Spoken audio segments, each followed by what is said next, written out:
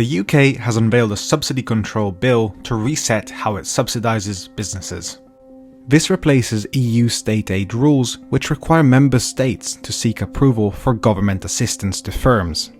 The government said the new UK system would start from the basis that subsidies are permitted if they follow UK-wide principles, namely delivering good value for the British taxpayer or being awarded in a timely and effective way.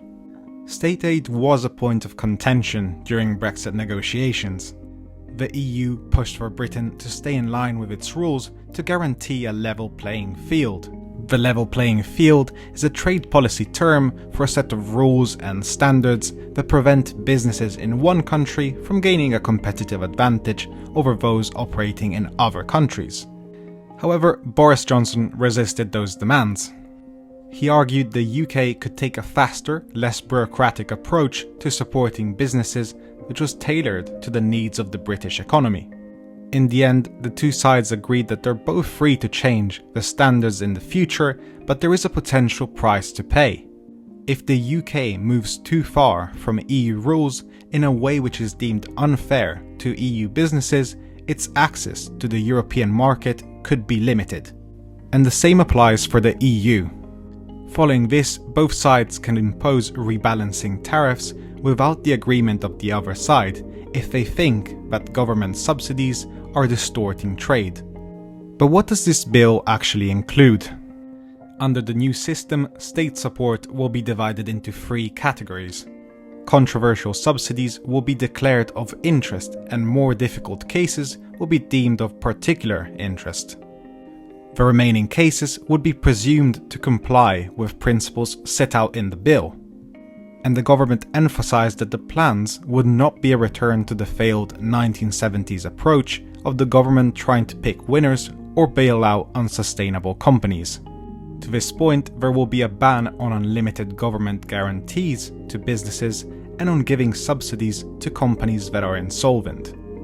The EU had wanted the UK to adopt a statutory regulator with powers to intervene when the government proposed to subsidize industries. However, it ultimately accepted an independent monitoring body. And to comply with this, the UK will set up a subsidy advice unit within the Competition and Markets Authority that can only offer advice on whether a subsidy is fair. Another important point is that companies seeking arbitration, if for example they think the government has unfairly helped a competitor, will have to pursue redress through the UK courts or tribunal system. The proposed regime will likely lead to complaints from the devolved administrations in Scotland and Wales. Scottish and Welsh governments have said that under previous devolution law, control over state aid policy should have come to them after Brexit, and that they wanted to remain closely aligned with EU rules.